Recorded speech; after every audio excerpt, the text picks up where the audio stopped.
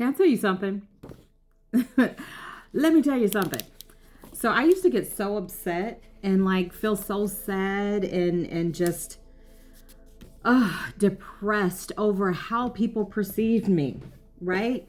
And I'd be like, why am I never on the inside of the in crowd? Why does it always feel like whatever group that I'm a part of seems to have like these secret meetings together without me? Why do people say that I'm a part of their friend group and yet I see them on social media and hold on, did I miss the invite? Did I miss it? No, it's not there. Why am I the one that gets the last minute invite because, oh, I forgot, I meant to send it to you, right? Now, it's easy to get offended by something like that. Now, you need to learn about offense. Watch the last video. I'm not going to go back over it. But it's easy to be offended by that. And what I've learned to recognize is that the enemy will, one, use that as a great tool of distraction to be like, hey, you see that? You see how they treat you? You see how they do you? All those types of things. You see how they're no good. They're bad people. You should feel some type of way. You should show them, right? Like all of these different types of notions. And I used to be on that time, right? I was on demon time. Like, all right, say less. You know what I'm saying? Because like I always say, the darkness is easy. It's the light that comes with work. Now, what I recognize and realize and what God put in my heart, what the Holy Spirit convicted me with is that sometimes we are kept on the outside. No, we are always kept on the outside for our own divine protection, because there are things that are taking place within that inside realm that will either demean us, degrade us, or shift us from becoming the person that we are actually meant to become, right? And also too, what I receive in my spirit is that sometimes people don't include you because they're afraid of you. Now, they're not afraid of you, right? They're not like afraid of you. Let's do a screenshot of that face. They're not afraid of you in that sense, but they're afraid of you because even though you don't recognize it, you're intimidating, right?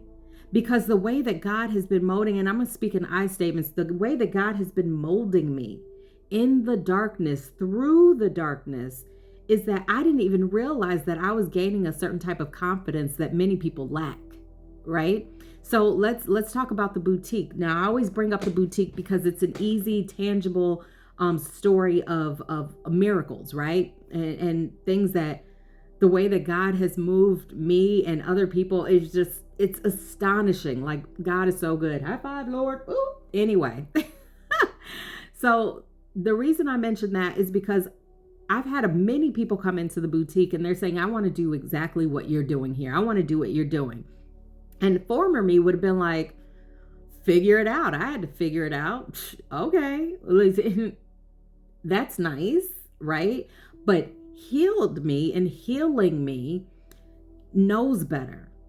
What I do instead is I encourage people. I say, you know what? You want the blueprints? You want to know exactly what I do? And what I also didn't realize behind that was a different form of confidence that I was displaying and portraying, right? It's all real, right? And so I say that as it relates to being ostracized or feeling like the outcast, because God will oftentimes remove us from situations and circumstances or not allow us to be included, even in those situations where the person says, hey, I've been meaning to send you the invite, or I've been meaning to do this, or I've been meaning to do that. What I've come to realize is that's the hand of God.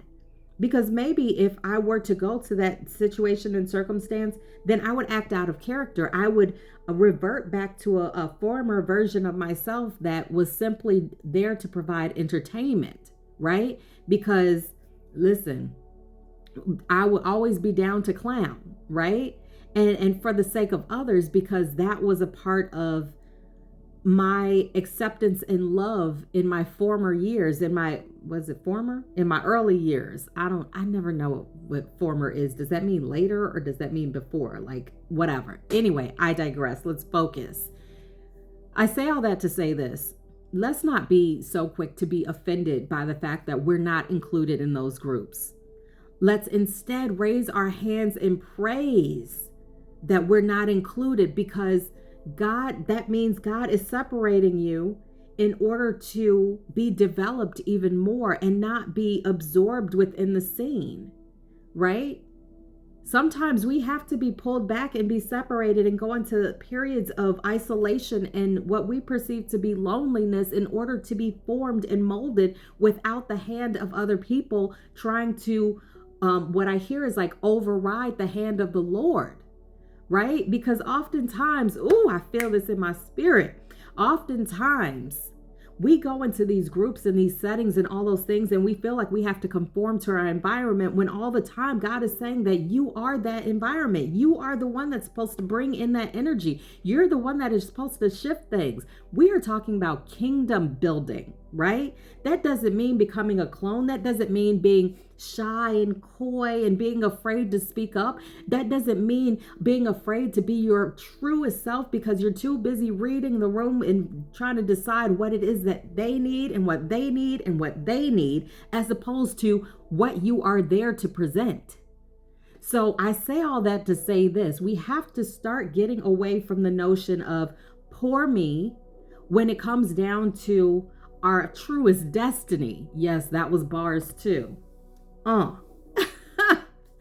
You are, everything happens for a reason. Get into your spirit, into your soul, into your everything, every fiber of your existence, that God is doing everything for a reason.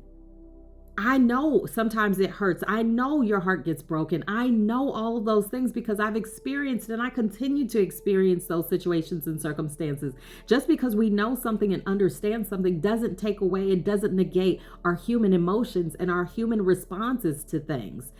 We have to get away from that, right? Because we read, we hear the biblical stories, and I don't know about you, but in my mind, I'm like, oh, these people are way better than me. They're way better than me. I would not have said yes to that, or I would have been afraid of that, or I would have said this, or I would have done that, or I wouldn't have even been that person, all those things. But the true reality that I receive deep within my spirit is that these are biblical times. These are biblical times, and you are that prophet. You are that seer. You are that healer. You are that person that is supposed to help build the kingdom. And we get so distracted because the enemy loves to use distraction as a means of subtraction, is what I hear, bars, to remove us from our truest purpose and our walk and our journey as he is guiding us. So sometimes we have to be pulled away from those things. And sometimes we even have to have our heart broken with the harshest of revelations in order to realize and recognize that we're not supposed to be there. If we're supposed to be there, then we will be there, right? If the person is supposed to invite you, then they will remember to invite you. If you are supposed to be included in XYZ group, then you will be included in that, and you won't feel some type of way when you're there. And you won't feel like you have to acquiesce to your surroundings. You won't feel like you have to be absorbed by the surroundings. You won't feel like you have to stay quiet because whatever you have to say isn't going to be heard anyway. The Lord is guiding you. Get into that quiet space. Allow yourself to enter that isolation in order to be truly formed and molded. And then watch how you come out on the other side. But listen, even when you come out on the other side, there's a continuation of evolution. Because listen, if the world stopped spinning, what would happen? We'd be done. So if you stop evolving, if you stop allowing space and opportunity for that evolution, then you're probably going to be done too. But listen, this is what I receive. This is how I live. This is my true moments. It's your life. And that's it. Bye.